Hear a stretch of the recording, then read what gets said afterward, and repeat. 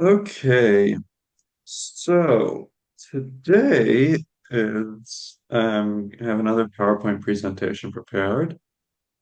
Um, and so I'm going to share the screen. So we're going to talk about today about the ruler of the universe. Who actually is the ruler of the universe? There are a couple of opinions here that Proclus has to deal with. Why does he have to deal with them? Well, that's paragraph 14.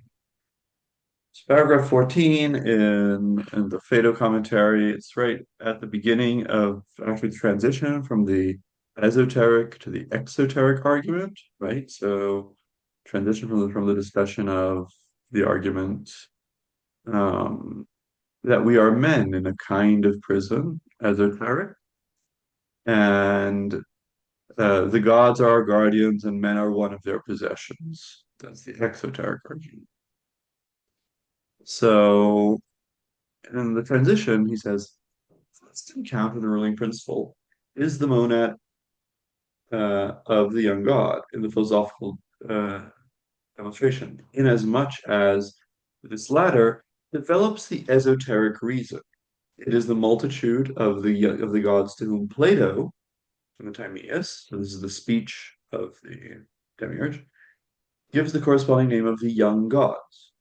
Their king he makes the sun, who, according to Orpheus, is closely connected with Dionysus through the intermediary of Apollo. So here, this first thing is Proclus, and he's talking about that um, condition he put that since the exoteric argument refers to a multitude of gods, the esoteric has to refer to their monad. The multitude is the young gods, the ones that make us, the ones that make our bodies, especially. And then there's then he says that like he didn't face two gods here as their king, right? The sun. Here all these references to dialogues are from the translators, right? So and the translators point, of course, to Republic 6. The sun is king of the visible world. And then through the sun he associates it with Dionysus. Right. And so who, according to Orpheus, is closely connected with Dionysus through the intermediary of Apollo. So this probably has to do with that idea of Dionysus Nous being saved. But anyway, he has this text maybe in Plato saying that it's the sun. However, we also saw that he has reasons to, like the Cratylus or an Orphic text to say that it's actually Dionysus. So he has to somehow say it's both the sun and Dionysus. Let's put them together. Damascus answers, rather, we should make the sun the king of the gods insofar as he is identical with Zeus, while in his quality of Dionysus he is divided over the world, and as Apollo he holds an intermediate position, gathering the dividedness of Dionysus and standing by the side of Zeus. So the Greek here is less clear than Western ink makes it out to be. So the Greek here is all just as hosts. So he says it's rather better for to say the sun is to make the sun king as Zeus, and as Dionysus, he is spread out, he is divided amongst the cosmos, and as Apollo, he is a middle term, bringing together the Dionysian division with the um, uh, I don't know, the presidency of Zeus. Um, and yeah, the standing by the side of Zeus. Oh, yeah, it could be standing by the side of Zeus. Yeah, yeah. Yeah, holding together the Dionysian division at the same time that he stands by Zeus. So Damascus, as usual, is not happy with how Proclus is interpreting things. He thinks it's not exact. And he thinks we should associate the sun not just with Dionysus, but with all these three gods. And so also Apollo. So Apollo, of course, is identified with the sun often. And or to talk in a Proclus way, the sun is seen as somehow a synthemata of Apollo, a symbol of him. And also Zeus as the demiurge, right? So he says, he's only king of the gods insofar as he gets that from the demiurge himself. And especially there's like so that Zeus has some kind of he's some kind of king of the world. That's he's king of gods and men. It's a traditional title of his, and that's established. However, Zeus doesn't isn't really in the competition here because Zeus is again he's the universal demiurge. He is responsible for the whole structures of the world and not specifically for the world as divided. So he doesn't really get into the running here of like figuring out who is the god of the world, the ones that are really and that's why he doesn't, he says that he's standing by the side of Zeus at the end here. But the ones that are really in competition are Dionysus and the sun, just as the sun, or the sun is identical with Apollo. Um, so there's Platonic text behind this, but there's also like a conceptual thing because there's a conceptual thing about which is like what's more basic about the universe, about the perceptible universe. Is it perception and like the archetypical perception, which is sight and specifically light, right? So is that what's proper about this about these kinds of beings that they're connected through light? Or is it the division, right? The Dionysus and time are symbols of division, right? And splitting things apart, things like that. So, who is the monad of the young gods? It's unclear. It seems like we'll see the Platonic reasons for the sun, since we already saw the Platonic reasons for Dionysus. And I'll talk also, as we look at the Platonic reasons, we'll see some philosophical arguments. And then we'll see at the end Proclus's attempt to solve this, basically. And you can think like, well, why is this important for virtue? Well, it's important for virtue to know in some sense like who is, it's important to be a good citizen to know who is the king. It's important to be a good citizen of the world to know who is the king of the world. And that will tell you something about how the world is run, what is good to do here, what is not good to do here, and so on. So the first text is the Republic and its analogy between the sun and the good, right? And so there's the extended analogy of the sun as the child of the good, as the offspring of the good, and he at first, he makes this point that sight is distinct because there's always light uniting the seer and the thing seen, the knower and the thing known. And so he says that there's some kind of light from the good that unites knower and known, right? And but then and here there's the adjective helioides, sun-like, right?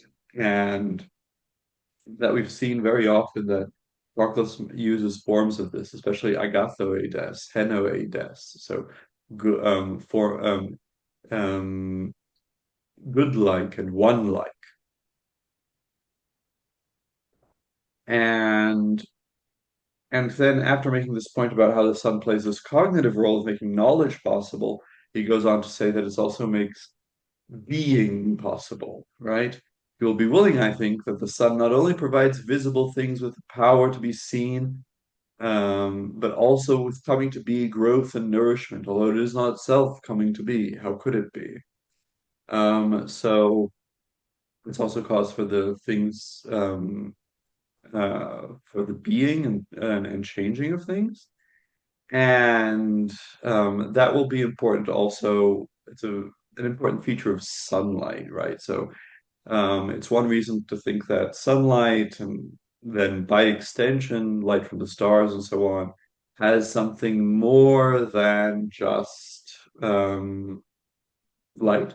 Because, I mean, we can feel its heat, but it's not just that we feel its heat, but um, sunlight seems to have an effect on things that fire doesn't have, right? So it makes plants grow, it makes animals walk around and wake up, and these are whereas fire just seems to make things hot, and if it makes them really hot, it burns them and puts them on fire. And the sun doesn't seem to do that. There seems to be something about the sun here that, it has this causal power, that will be important as we go on. And then we skip a bit and he concludes, understand then that, as we said, there are two things, one sovereign of the intelligible place, the other of the visible, right? And then he says, I don't say of heaven, so as not to seem to you be playing the sophist with the name. That's probably connected with the etymology of the cradulus, where of heaven, that would be uranu, and so that has new, sounds like noose, and the cradulus has an etymology of um, uranos as what looks above, and so as a kind of noose. So the things like if he said it was of heaven, it would seem to be playing the sophist because it seemed he'd be saying that he's also king over the intelligible things, over news.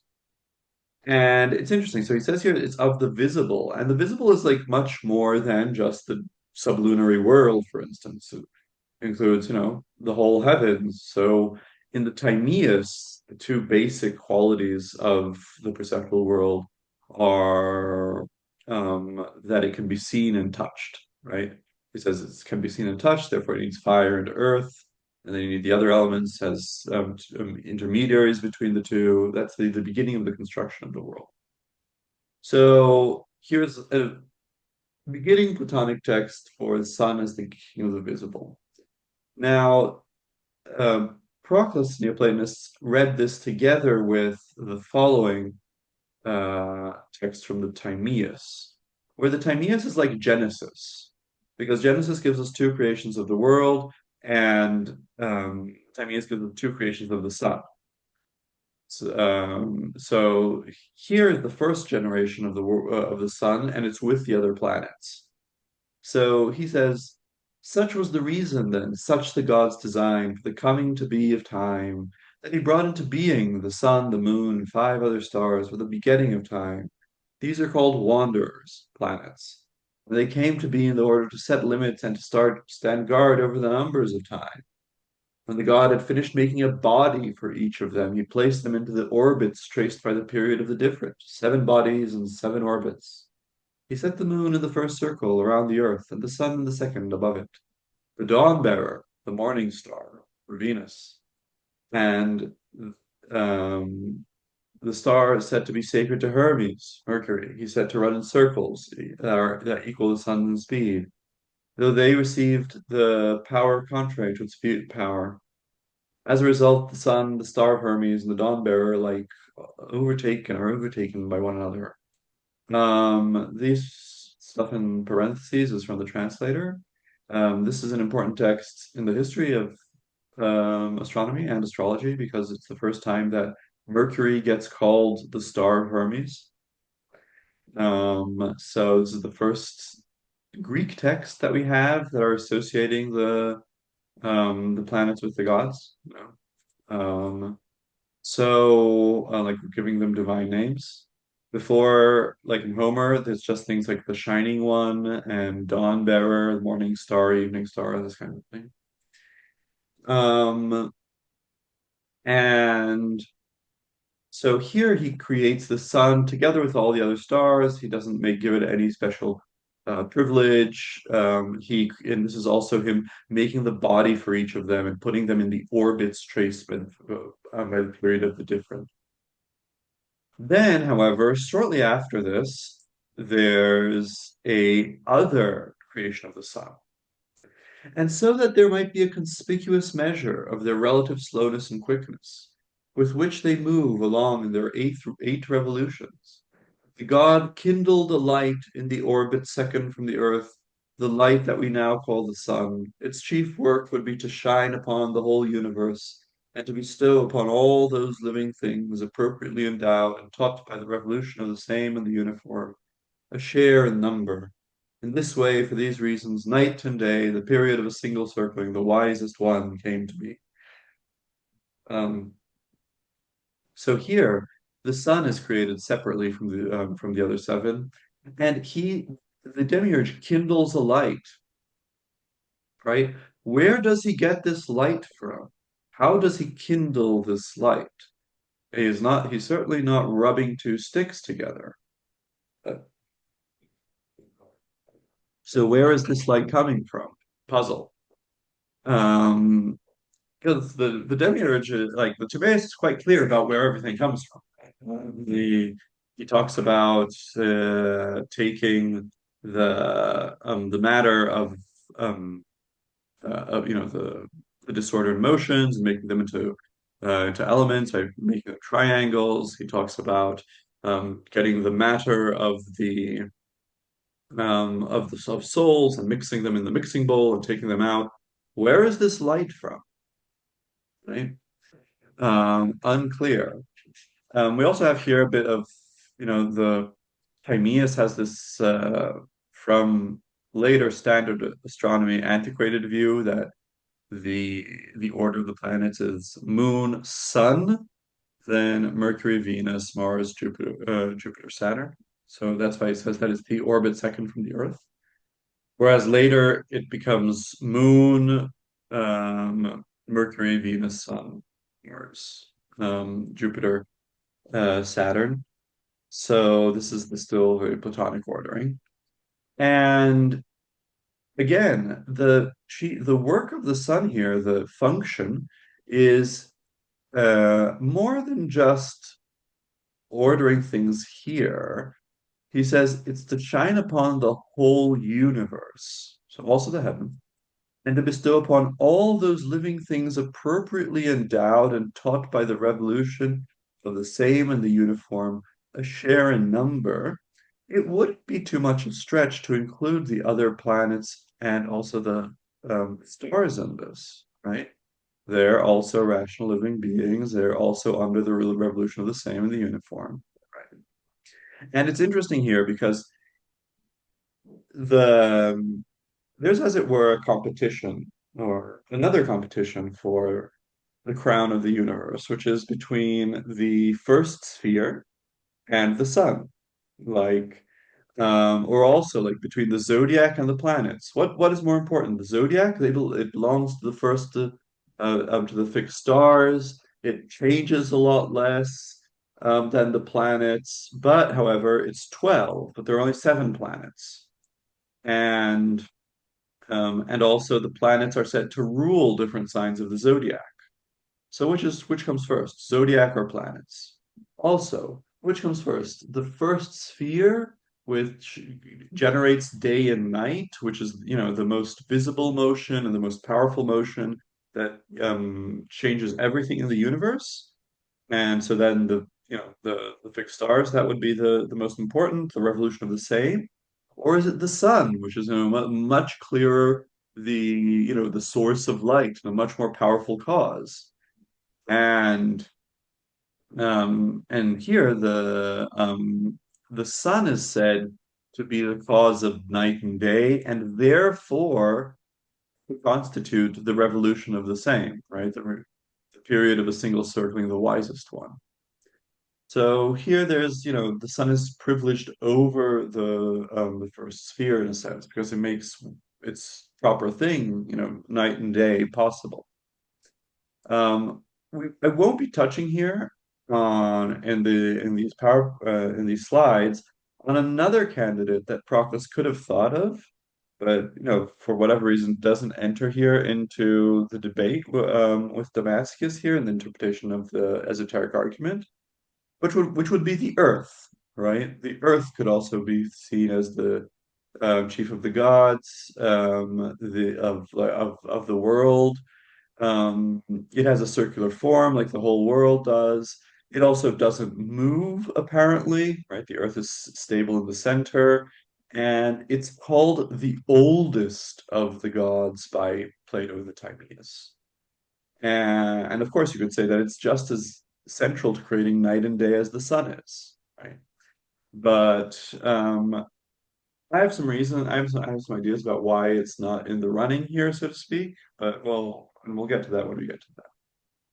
So those are the, as it were, main Platonic passages that seem to privilege the sun, especially the Republic one that says that it's the king of the visible, and also this idea that there's a separate kindling of the sun. And so, you with me? Yes. Great. So Proclus comments directly on this double generation of the sun. So he says, it also seems to me to provide a double genesis of the sun. There is one that is given simultaneously with the seven rulers of the cosmos, where he fashioned their orbit, their bodies, and inserted them in their orbits. There's a different genesis that provides the kindling of the light, by virtue of which he gives it a share in hypercosmic power. So that's a question we'll have to get to. What does hypercosmic mean? After all, that he should generate its mass in its own right is one thing, but the fact that he should make it endowed with its additional authoritative character specific to it is something else. So this is interesting in light of paragraph 14, where Damascus says, no, as king of the gods, he is Zeus, or or he has some association with Zeus, and here Zeus, the demiurge, um, in in order to give it an authoritative character, right? He gives it this hypercosmic power. It is on account of this latter authority that it is called the king of everything visible, Republic, and is established as analogous to the single source of goods. The sun is the offspring of the good. For just as the latter illuminates both the intellect and the intelligible, since it is superior to the intelligible, so too the sun, since it is superior to what is visible, illuminates both that which is visible and sight. So here that's an important point. He says, if we Neoplatonists, we read the transcendence of the good in the Republic in a really strict way, right? It's beyond being, right? And they take that quite seriously, and they say the stuff that he's talking about, the form of the good, they say that's not so important. What you should really be paying attention to is that he says that's beyond being. But if that means, but then the analog has to be beyond whatever it governs. So the sun, if it's going to be king of the world, it has to be beyond, and king of the visible, it has to be beyond everything visible. There has to be something in it that is not, generated. Let's say it's not part of this world. There's something that is not of this world, but is in this world, the sun. This, um, traditional Catholic formula to talk about the church, not of the world, but in the world. So that's the thing about the sun, not of the world, but in the world. It's hypercosmic. We'll get to that. If it is beyond what is visible, then it would have a hypercosmic nature. For the cosmos that is both visible and tangible also possesses body. Right? Therefore, we may consider the sun in double manner as one of the seven planets or as their king. So, hypercosmic. So, hypercosmic is in Proclus, it's what's associated with soul itself, right? And so soul has um, this principle that's beyond the cosmos, it's prior to the cosmos, and therefore things that are hypercosmic are somehow associated with soul, they're not associated with the constitution of body. Right? That's we saw this a bit before when we talked about like the leader gods and the fates that Proclus seems to think that there has to be some principle for assuring the existence of lives, of like the many possible lives that we pick, and that transcends the world, so that when we pick a life, we can somehow, overcome our bodily determination, something like that. But so this is key for understanding how he's going to say, in some sense, because in one sense, the soul is the sun is subordinate to the world because it's a part of it, and so it's one of the seven planets, right? Or on the other hand, it's also above the world; it rules it. And so he's going to say that there's like an cosmic sun and a hypercosmic sun, but we'll get there. But these two suns aren't completely cut off from each other, right? Since this sun here, it has its authoritative role, its dominant causal role because it is connected. It has the light from, it has a share in the hypercosmic power of the other. Okay.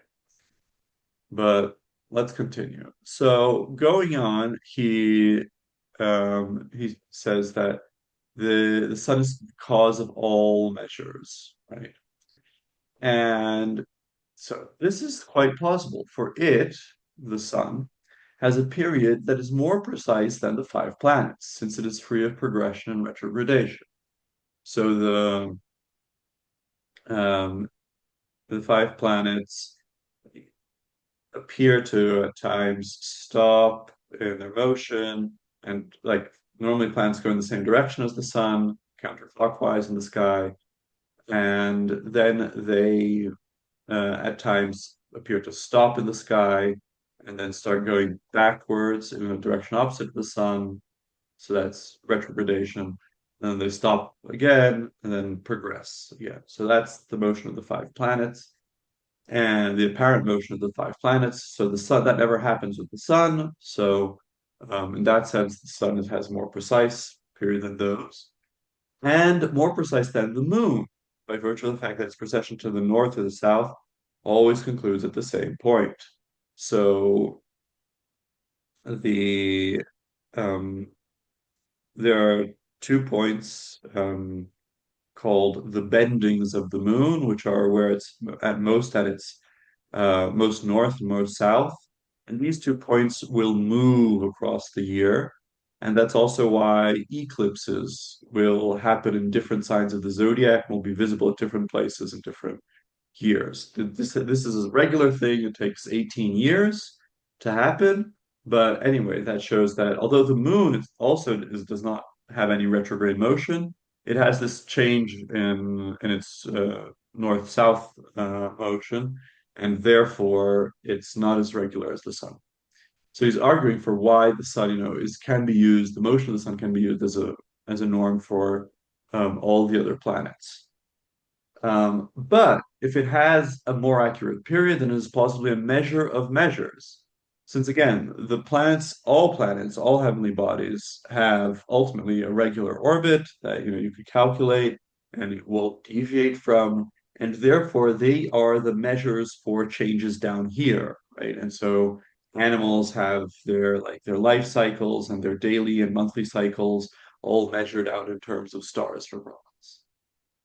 And gives its own, so they are all measures, and it is a measure of the measures, and gives its own testimony to make known the periodic measures of the other heavenly bodies and the ratios which their respective speeds have to one another, right?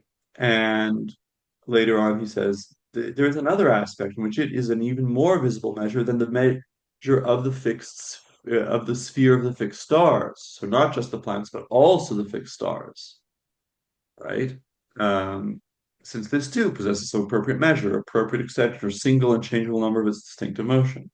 Nonetheless, it is solar light that makes this measure of the sphere of the fixed stars and the entire unfolding of visible time highly visible and familiar. So it is because that it is, uh,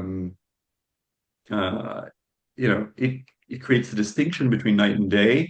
So it makes the motion of the fixed stars knowable, and therefore it has a priority with regards to the fixed stars. Um, Also here, it's something about observational astronomy. Whenever the sun is very close to a planet or to a star, that star is not visible because it's only in the sky when the sun is also in the sky. And therefore, there's important measures connected with all the planets and all the stars, which is when do they have their heliacal rising or setting? Right? When is the first time in the year that you can see them over the horizon, right? Either or right before sunset or I mean right after sunset or right before sunrise, right? So when do they actually start rising in the year? And this is all determined by the sun. And so, because also the sun makes other things disappear, it's the only thing that's always visible in the sky. So its light, since it's the strongest light, is also in some sense the primary light of the heavens. About this stuff about the planets, just to illustrate some things, here's some diagrams from Demetra George's Astrology and Theory and Practice. These are a bit simplifications, but what's interesting here is that I have two diagrams here that are about the the solar phase cycle of the planets. So this is Mars, Jupiter, and Saturn that have similar ones, and this is Mercury and Venus. And what's interesting here is that whether a planet is retrograde or progressing depends, and also how fast it is in the sky depends on its relationship to the sun. So Mars, Jupiter, and Saturn, when they are conjunct the sun very close to it, they're invisible and they're also very fast.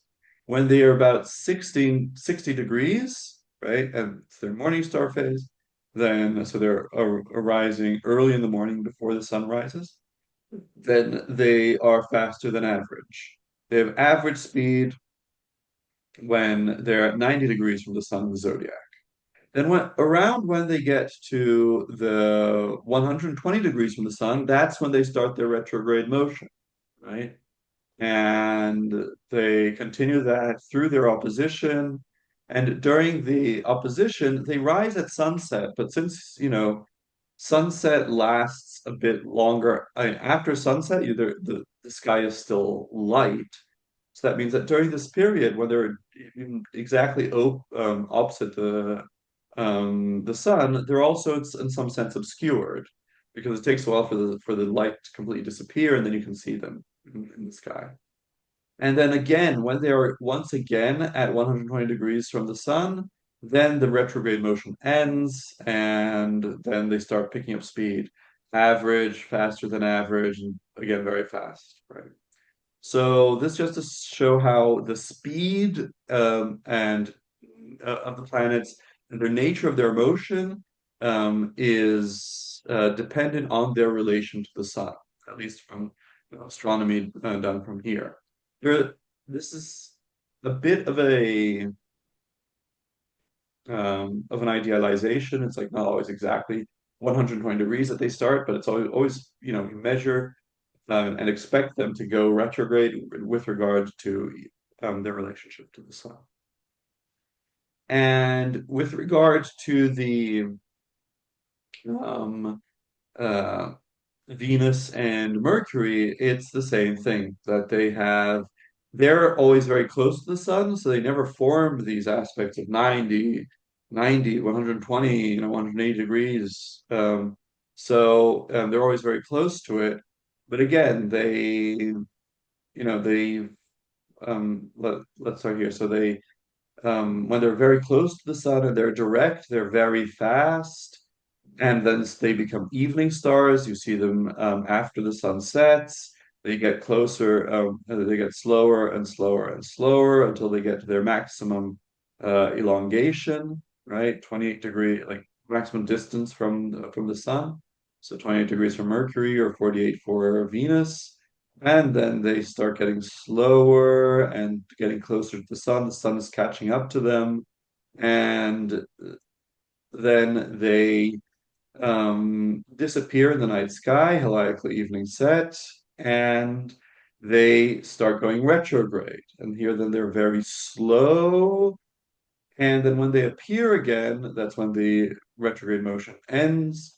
And then they start picking up speed again. until they get to their maximum distance, maximum speed, yeah, maximum distance retrograde, and then they start getting faster and getting closer to the sun again. So just to show how, it's plausible for Proclus to think that the motion of all the planets is somehow dependent on the motion of the sun, right?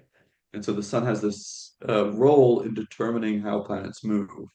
Like we would explain it in the sense that it's because all planets circle around the sun, right? For us, it's in some ways even simpler to say that the sun is, a sphere with the other planets. Also, because we don't think that they're stars, that their light is literally just reflected. The so but we would say, they move around the sun, and so whenever we're looking at them moving, we're also projecting our motion around the sun on them. And then that's why a relationship to the sun is necessary to understand whatever they're doing. But um okay, so this is the so that's like I think part of the astronomical basis behind this. And like if you're thinking about it in, let's say, mythical or symbolic terms, of course, this period that planets have when they're hidden by the sun, because they're very close to it, you know, some people then may think that, it's like the planet dying and being reborn, things like that. And so, and this thing about the sun causing measures and giving measures, it's not just epistemological for Brooks. He says, one should not say that the solar light has come to be for the sake of our ability to make measurements. For in what case is it possible that wholes have been established for the sake of parts, or things that direct for the sake of those who are subject to their authority, or things that are everlasting for the sake of those that are destructible, right? So this is like a general, very important point in Proclus' metaphysics, right? That a higher thing can't be for the sake of a lower thing. And I mentioned this last when we were talking about the daimon, right? That there's something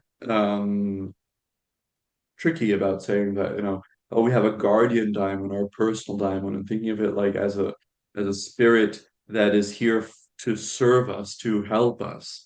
If it's superior to us causally, we're here for the sake of it, not vice versa. But here he's saying, so the sun isn't here for our ability to make measurements because, we die and perish. It's permanent. So its ability to make things measured can't just be for our knowledge. Rather, it has to be some kind of causal role in making the very measures possible.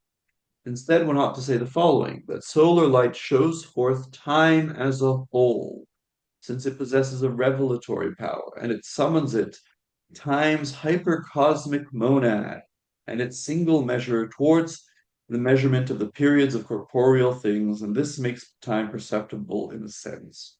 So what is he saying? So times hypercosmic monad, that is time itself, the nous that is time, the plan for ordering all changes and synchronizing all the cycles so that no uh so that, if you're Proclus, you say that no animal species ever goes extinct. If you're a post-Darwinian Platonist, you say it's so that the um, each species comes to be at the right time, so it enters the stage at the right time.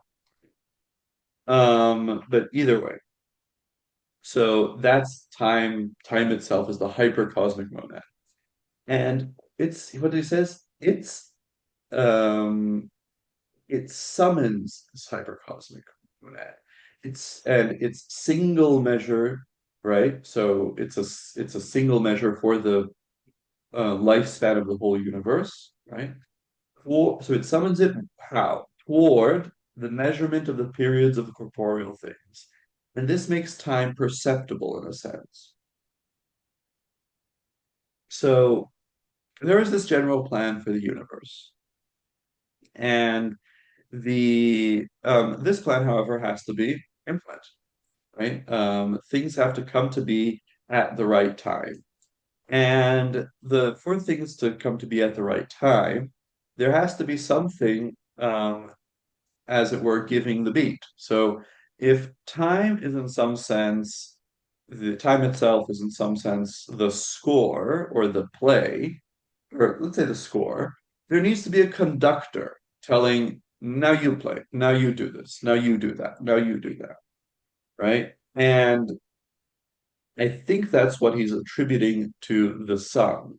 So the sun's power in measurement, it doesn't create any new measures, right? But it reveals the measures, it discloses the measures that the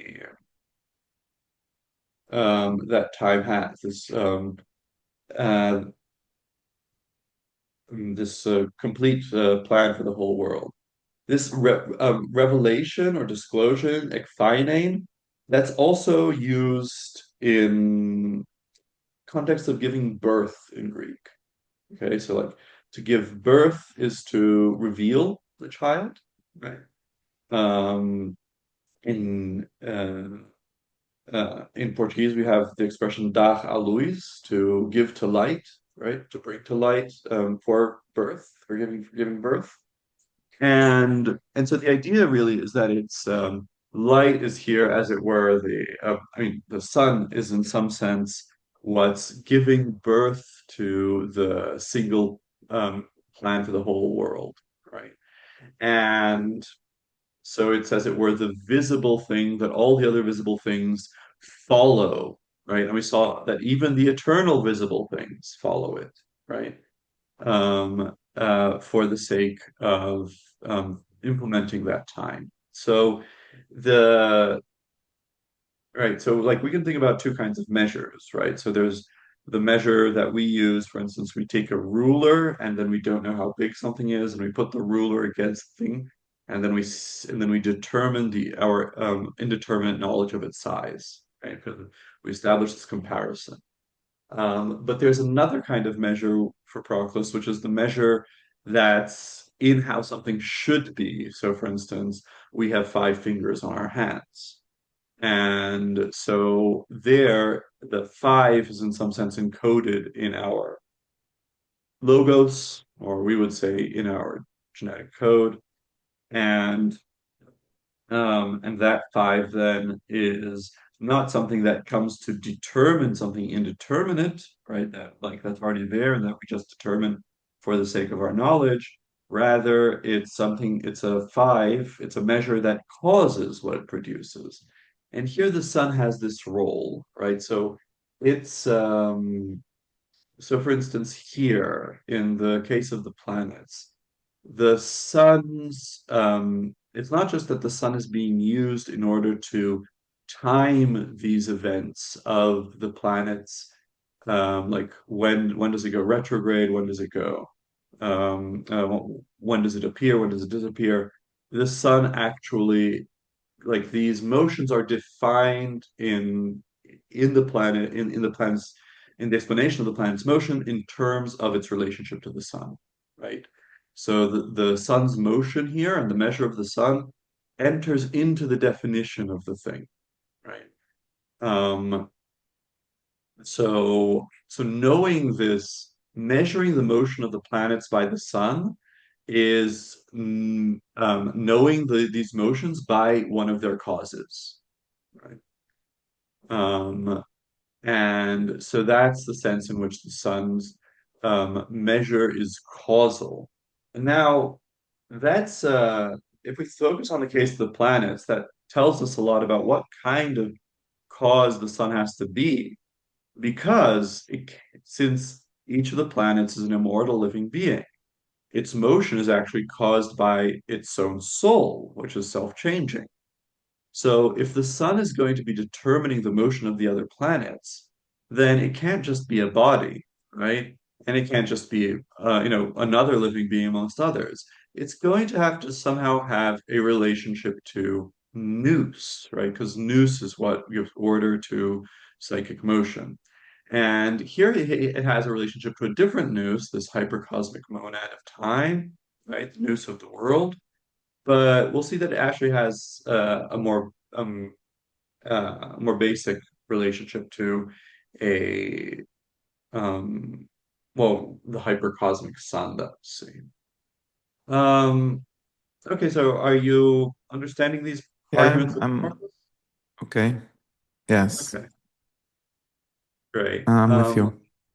Okay, good. Don't know. And he goes on to say that it's not just that it measures things, it also has some kind of spiritual effect, right? It causes souls to have um, like intellections and to purify them. And I just explained that if it's going to have the causal effect on other heavenly bodies, it's going to have to affect souls, right? So what does he say here? The sun's provision of goods takes place through its light,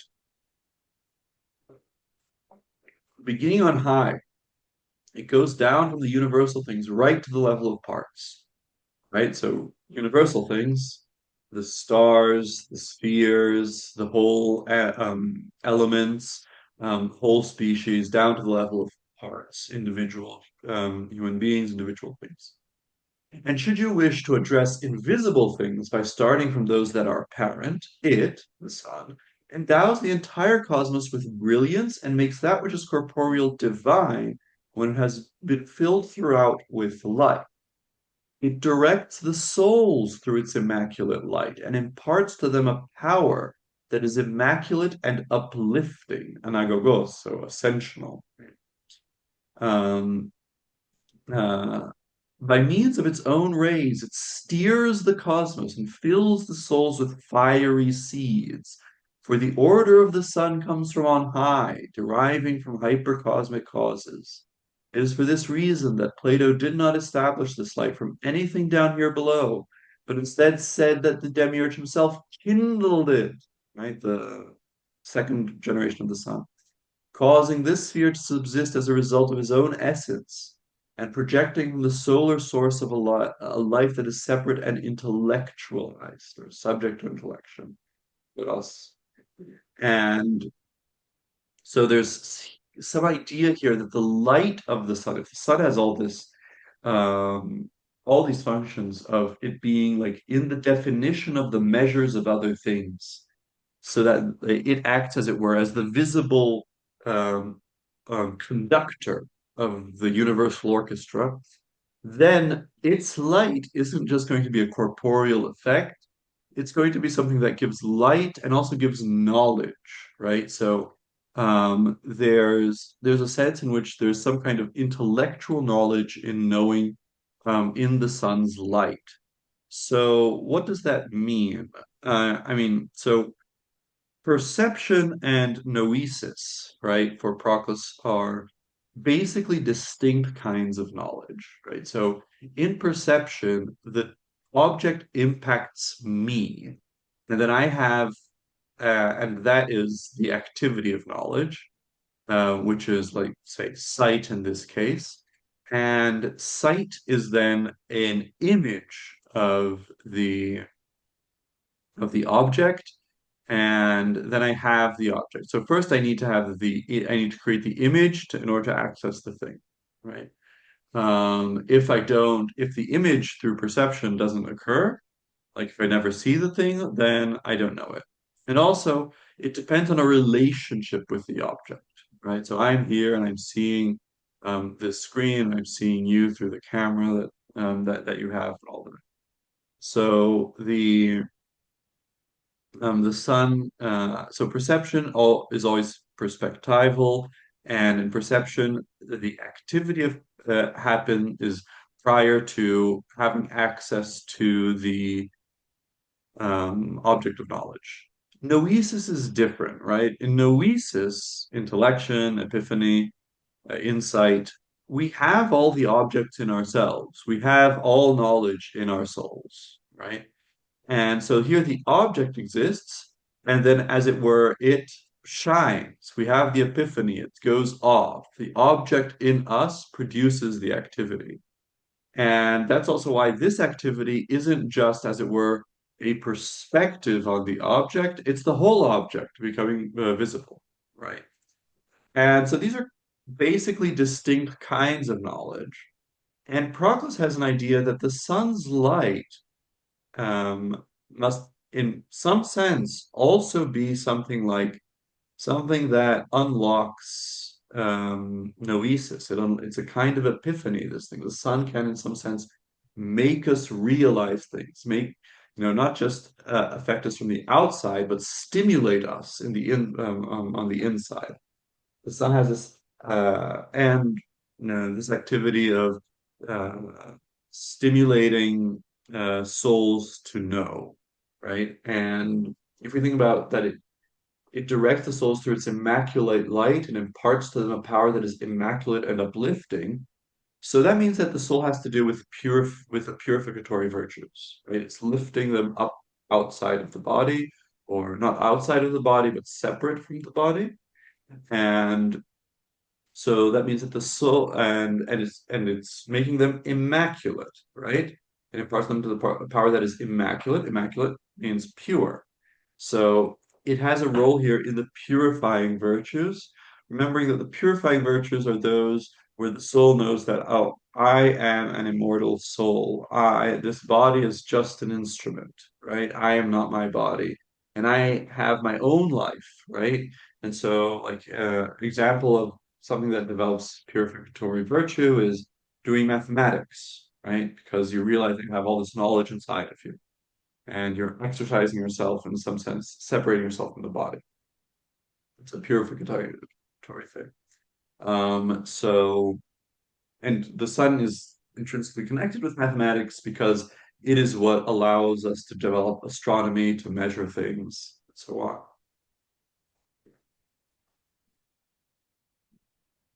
So, the soul's light has this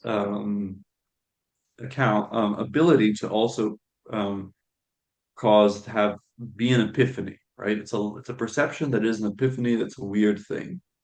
One way to make sense of this is what I drew attention to earlier, that the sun is not just a cause of knowledge, it's also a cause of being.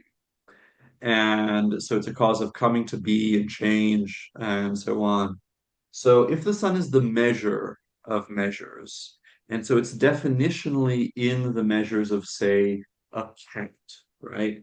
So it's in the measure, like in order for you to, so a few steps here. What is a cat, right? So a cat is a certain kind of body, and it changes not only in the sense that it moves around and it makes noises and things like that, but also its substance, right? What it is changes, right? Since it's a body, right? So it grows, it gets sick, it gets healthy, it has children, it ends up dying. For Proclus, anything which changes in what it is actually a process, right? So there's no difference between the cat and the Olympic Games, right? Same kind of thing. We're all processes. But that means that when you ask for the form of the cat, what is the cat? Like what's stable in it? It's nothing you can grasp, right? It's like the Olympic Games. There's nothing to hold in the Olympic Games. It's like this is the Olympic Games. Also in a cat, if you hold a cat, you're just holding one temporal slice of the cat. What unites the whole cat is actually its temporal measure. It's saying, at such an age it grows this, at such an age it does that, and it has this day and night cycle and so on. So it is the temporal measure of the cat is the essence of the cat, right? And that temporal measure is counted out ultimately in terms of the sun. There might be some hoops, there might be some complex calculations, but it's ultimately in terms of the sun. And so the sun, in some sense, isn't just, producing, doesn't just give us the color and shade and brightness or darkness of the cat, right? It's so whatever sight gives us, but rather the sun has to some sense constitute what it is to be a cat. And so the sun, in some sense, here, its light has to, create the cat as a whole. So not just as like a visible thing, but also as a heavy thing and as a thing that you hear and as a thing that you smell and so on. And so the whole perceptible cat. is produced by the sun. And that's a way in which we can say that the sun can call should also be the cause not just of perception, but also of noesis, of insight, because insight is how we know essences, right? One way of cashing this out might be, for instance, there's an in principle there's an in principle science that, let's say, derives all the measures of everything, of all the temporal measures for all the perceptible beings, and that has the sun as one of its first principles, right? Or has the measure of the sun as one of its first principles. And there might be a few more basic things like the now and stuff like that, but the sun is one of its first principles. It's one of the basis of this science. And in principle, you could then do, there would be like a deduction from the sun to the cat. And but if that's the case, then there's also, you could sometimes when you're doing mathematics, you can have an idea that, oh, I don't know exactly how to prove this, but I know it's true because of this other thing. And so like you have one premise and you want to demonstrate something else. And so and that's enough for you to have, as it were, an insight. And then you work at it and then you eventually get a proof. But so there's so the sun could perhaps cause epiphanies, insights like that, since it functions as this principle for the science, the science that we haven't worked out yet. But since that knowledge contains the essences of everything else, that knowledge can also unlock insights into other things, right? Um, the same way that the knowing the form of the triangle can make it intuitively clear to you the area of something, and then later you with that triangle you can like then sit down and work it out and divide the thing into triangles. But just knowing what a triangle is helps you to look at a shape and understand like more or less how big it is. um but that's just like one way of cashing this out. That he's saying that it somehow has this more than bodily light. Part of the background here is also the Chaldean oracles, which do talk about ascending to the sun, like ascending to the heavens through the light of the sun. It seems like the sun is like this anagogic function of pulling souls out of bodies and lifting them up to the um to the heavenly things. So that's part of the background here. But in any case, the sun also has this spiritual effect, right? And so it's a cause of motion for souls, and it's a cause of life and of knowledge. However, we want to spell this out. And it's even called the time of time. So he says, there is no day or night without the sun, nor is there the month, and a fortiori the year without it, nor any other measure for things that go around the cosmos. I am not talking here merely about visible creation, for among these measures of time, like the month and the day that we've just discussed, the visible sun is the cause. Rather, even when it comes to the invisible and highest creation, the truer sun measures all things along with time, since it is quite simply the time of time, according to the oracle of gods about it. So this is a uh, Chaldean description of the sun as time of time. And that's important for our considerations about who is the true ruler of the cosmos, because we've seen that, time is the nous of the cosmos, and Dionysos is then identified with time as also the ruler of the cosmos. And here the sun is called the time of time. This parallels what was said, what we saw earlier as the measure of measures, right? So there might be some kind of There, it seemed quite clear that the sun was subordinate to time because it just revealed the measures of time. Here, he's talking about when it comes to the invisible and highest creation, so about souls, and also perhaps about noise, who knows? It is the time of time. Although here again, it's measuring along with time. So even if this doesn't show us that this doesn't show us yet that there's a competition. They seem to be one alongside the other. That shows why you might have this question: which is the true ruler of the world? Is it time and division and separation, or is it the sun that makes things known and visible and so on? Like what is the principle here? And the sun is even mentioned in Proclus's hymns. We have 7 hymns from Proclus, and one of them is about the sun. And here there's a few things to observe. And so I just picked up the beginning of this hymn. This is the translation by Bert van den Berg in Proclus's hymns. It's a volume out by Brill. And he says, and so he writes, Hearken, king of Noeric fire, Titan, holding the golden bridle. Hearken, dispenser of light, you, O Lord, who hold yourself the key to the life-supporting source and channel off from above a rich stream of harmony into the material worlds. Hearken, for you, being above the middlemost seat of ether and in possession of the very brilliant disk, the heart of the cosmos, have filled everything with your intellect awakening providence. The planets, girded with your ever blooming torches, through unceasing and untiring dances, always send life producing drops down for earthlings. Under the influence of your chariots' returning courses, everything that is born has sprouted up according to the ordinance of the seasons. The din of the elements clashing with each other stopped once you appeared from your unspeakable begetter. A few things here. So he first, so he calls him king of Noeric fire, right?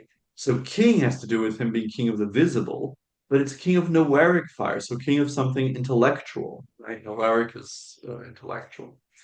So to do with nous, as opposed to noetic, which is to do with the intelligible, with noetos. And he calls him just Titan. This is not something particular to Proclus, it happens in other things, because Helios is a Titan, so you can just call him Titan. However, there might be something par excellence here. There might be something eminent, he might be eminently titanic. If he is the ruler of the world, if he is the first of the young gods, if he is the first of the gods of this world of separation characterized by the Titans, he might be the Titan, right? So there might be something behind that designation, just calling him Titan. And um, there's so there are a few things here, also here. So here he distinguished between the visible sun and the truer sun, right? And the truer sun here could just be like the nous of the sun, or maybe the henad of the sun, right? And here also there are a bunch of things that distinguish the god he's addressing, Helios, the from the actual body in the sky, right? So he's holding a golden bridle, right? He is not himself the golden bridle. And he he is above the middlemost seat of ether. He's not in seated in the middle, right? He's in possession of the very brilliant disk, the heart of the cosmos. He is not the heart of the cosmos. Again, the heart of the cosmos connects him with Dionysus, right? Because the nous of Dionysus is said to be his heart. And but there's also this idea that he's some sense connected with something higher than him, right? His light is actually a rich stream of harmony that comes from above, from the hypercosmic, from beyond this world, right? The key to the life support, you hold yourself the key to the life supporting source and channel off from above, a rich stream of harmony into the material worlds, right? His providence is pronoias, so his activity of giving value to the world is intellect awakening, right? He causes um, uh, causes insight. The planets girded with your ever-blooming torches. So here the planets are seen as, as it were, people carrying torches around. This was a religious ceremony, and it's featured in the Republic at the beginning of the Republic. Socrates has gone down to the Piraeus to see the torch race, right? And one explanation that, anthropologists and mythologists have for this kind of thing is that you are imitating the planets or you're imitating the sun or something by running around with the torch, right? And by doing a race with the torch. And this emphasizes that if they're torches, if they're like he has lit those torches, right? So the sun is the cause of those of that fire. And this joins with that idea that when the planets are close to the sun and disappear and then they reappear, what they're doing is they're rekindling their fire, right? The plants girded with their ever-blooming torches through unceasing and untiring dances always send life-producing drops down for earthlings. So this is an argument that I can develop in more detail later, but it could be that he has an idea here that the planets are sending down astrological influence to the Earth, and that has to do with the fact that they're all, as it were, mini suns. But the life-producing drops can also be the souls, right? So we've talked about how around each planet there are all these souls, and so the transmigrating souls spend some time going around living near a planet, and then they come down here to give life to something, and then they go back up. And so it could be that the life-producing drops are the little souls that are being sent down. Under the influence of your chariot's returning courses, so of the years, everything that is born is sprouted up according to the ordinance of the seasons. And the din of the elements clashing with each other stopped once you appeared from your unspeakable begetter. Your unspeakable begetter is the demiurge, right? Who is the father and the maker of the world. It is hard to announce him to everyone. That's why he's unspeakable. Or it could also be the good itself, right? If we think of the sun as the offspring of the good. But what's interesting here is that the din of the elements clashing with each other stopped, right? So on one level, this is about how the seasons, right, are the seasons is the order of the elements, right? So they're not chaotic, but there's one time when there's more fire, summer, and then one time when there's less fire and more, let's say, water and earth, air, winter. And so this regulation is brought about by the seasons, which depend on the sun. But there's also something like it's almost as if the sun here is what the demiurge uses to impose order on the chaotic motions, right? So there's like a much more primal role here for the sun, and we've seen that in the sense that the sun's measure is supposed to be somehow definitional for all the other motions in the world, and so it has to be in some sense the first measure to put measure on the chain on all changes on the discordant changes. So these are all reasons to think that the sun is for why Proclus thinks that the sun has a special role in the world. It is some sense the king of the world. It has something more than the other planets, something that's hypercosmic beyond the cosmos.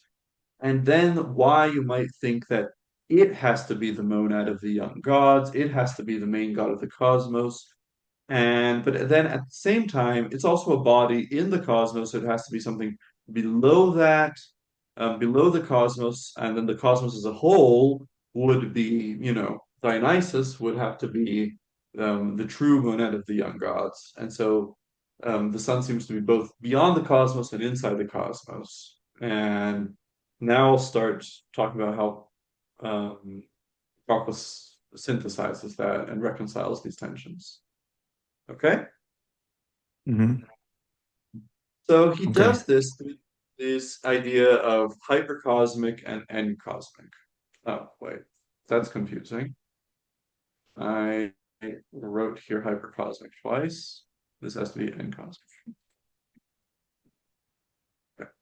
So, in the elements of theology, we just have two different kinds of gods in this area, right? He distinguishes between the encosmic, which are those henads that are participated in by uh, by noes that are participated in by souls that are participated in by bodies, right? So end cosmic gods constitute the world. And then he talks about hypercosmic gods, which are those that are incorporated or participated in by the unparticipated soul. And however, later in the Platonic theology, we get this new thing called the hypercosmic encosmic. And in between the two, nothing in the elements of theology would prepare us for this. And there are a few ways that we can, however, see it as. So he describes this as in two ways in the Platonic theology. So the hypercosmic, he says at one point, isn't about participated soul, it's about participated nous, right? It's the one, these are the gods that are responsible for constituting the many participated noes. Because nous as such, that's constituted by the intellectual gods, Zeus, Kronos, Rhea, the Carites, and so on. So there are these seven hebdomads of intellectual gods, and they constitute nous as such. But then he argues we need a different kind of god to explain how nous divides itself into many participated noes. And then explains the hypercosmic and cosmic as those gods that we talked about previously. So they're like the Fates in the Republic or the 12 gods in the Phaedrus that seem to determine like the general kinds of lives that souls can live, right?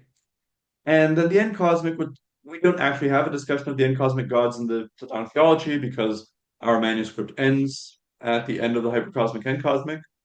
So we would still need a whole section on the end cosmic, but basically we should probably think of it as the world as well.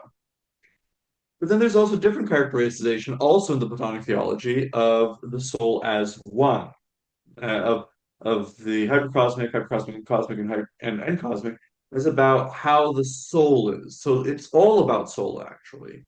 So hypercosmic is about the soul as one, and then the hypercosmic and cosmic is about the soul as dividing, as slowly dividing, as not yet divided into many individual souls, but having, as it were, the capacity to lead many lives.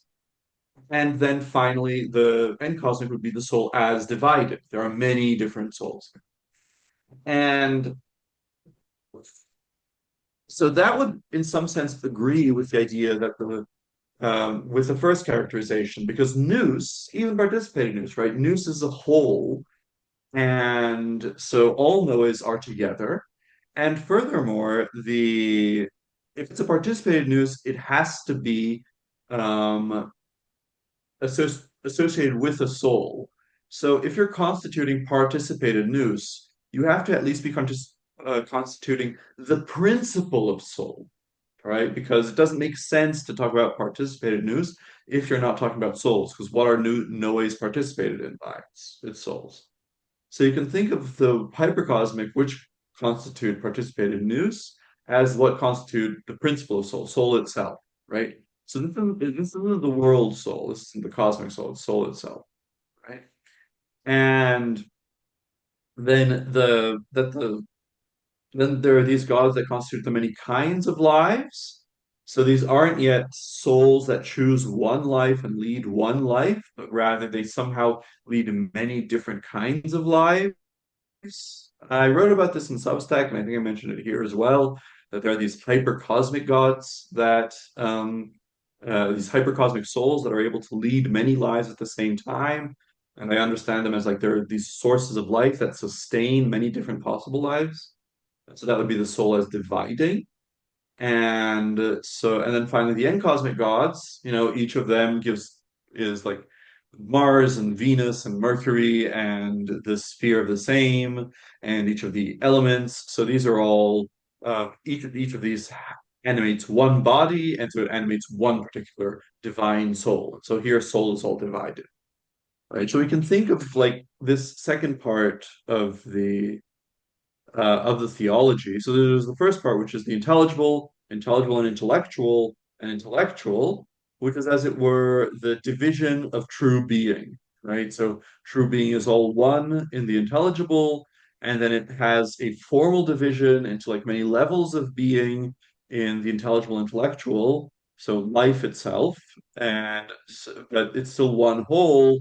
And then in the intellectual with nous, right, and especially with the demiurge, you get the distinction um, uh, of the intelligible and to say there are many distinct forms in it, right? And so that's like a soul from that's a motion from one, dividing, divided. And then the second part, which is the creation of the world, is also something similar to that. It's soul is one, soul is dividing, soul is divided. And actually, if we look back to the elements of theology, there is something here that we can see as corresponding to it. So in Elements of Theology 65, it says that everything exists in three ways. It exists either as participated in, or as itself, or as participated by other things. And so we can think of the hypercosmic as constituting soul insofar as it participates in nous, the hypercosmic and cosmic as constituting soul itself as a principle of life, and in cosmic as soul as participated in by bodies. So it's all developing soul. So this is what Proclus is going to use in order to sort out the different prerogatives of the Son. He's going to say that the visible Son, the visible God, that is an encosmic God. So it's one of the gods that constitute the world, that constitute soul is divided. However, it belongs to the same chain and has the same name in some sense as a hypercosmic god, which is Apollo, right? And so there are these two gods, and so since let's say the other planets are in some sense really new things, and they must have something prior to them because they have the names of these other gods are attributed to these other gods, but basically they don't have such a let's see old lineage as the sun, and that's why the sun has this hypercosmic prerogative. Um, and so that thing about being kindled with this light from the demiurge. So let's go into a bit more detail about these hypercosmic things to make clear what the hypercosmic sun is.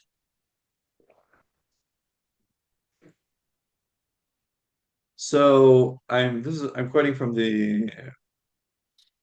uh, from the Thomas Taylor translation, since uh, there isn't another English translation of the Elements of Theology, and I didn't have time to translate myself. So about the hypercosmic gods. So here is a passage where he makes it clear that they're talking about these are the gods that constitute the participated intellects, the participated noes, right? So he says, since therefore the intellectual gods primarily subsist according to imparticipable intellect, right? So those are things like Kronos and Zeus and Rhea, right? They constitute imparticipable intellect, what it is to be a nous, and on this account are denominated intellectual. The orders that first proceed immediately after them, these are the hypercosmic ones, illuminate the summit of participated intellect and are intellectual indeed, as with reference to the inferior orders, and which are now divided according to the providential energies about the world. Oh, this is the classic Thomas Taylor, who translates energeia, activity, as energy. But they are secondary to the first intellectuals and are allotted to more partial governments. Just the first of intellectuals are indeed intelligible with respect to the gods produced from them, but fall short of the union of the first intelligibles, right?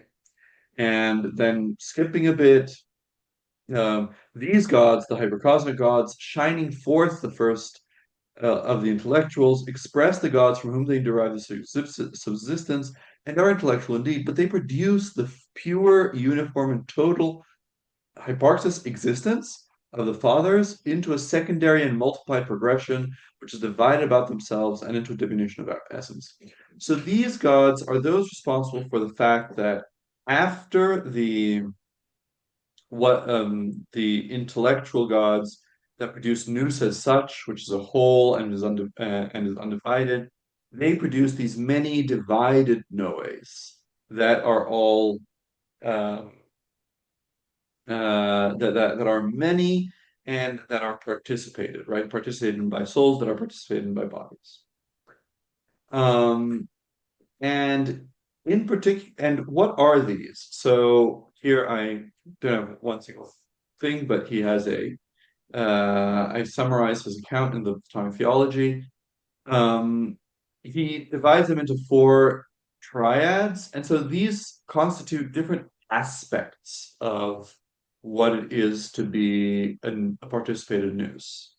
And they're all underneath the idea of assimilative gods. He also calls them assimilative gods. And I think that this has to do with the fact that, starting with the demiurge and with the intellectual gods, we ended the creation of, as it were, new content in the world. What starts now is just imitation. The cosmic cosmos is an imitation of the intellectual realities. So what's new here, first and foremost, is the very idea of imitation, of you're having first, second, third, right? Primary, secondary, tertiary, derivative things. And so the first group of gods, those that give the character to this whole order, are the fraternal triad of demiurges. We talked about them: Zeus, Pluto, right, Hades, and Poseidon.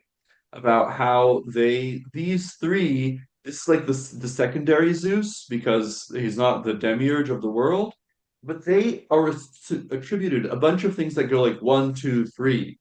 Like Zeus belongs to heaven, and the Poseidon belongs the intermediary world, like the sublunary world, and Hades belongs the center of the world. Or Zeus has the beginning of the lives of souls, Poseidon has the middle of the lives of souls, or Hades has the returning of the souls back to their original state. And he gives like a bunch of these: one, two, three, one, two, three, one, two, three.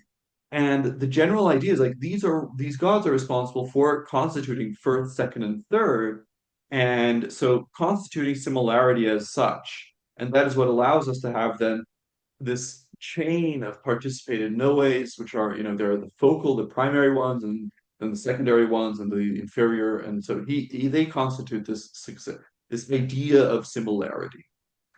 And then the other triads then have to do with specific um, functions of participated noes. So there's the maidens, which make every participated nous give life to a soul. And then there's the triad of Apollo, which every participated nous causes souls to revert.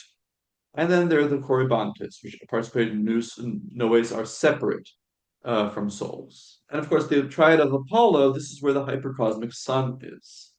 Okay? So that's like the point here really is that the hypercosmic sun is responsible for a general feature of noes, a general feature of or to participated intellects. And that's why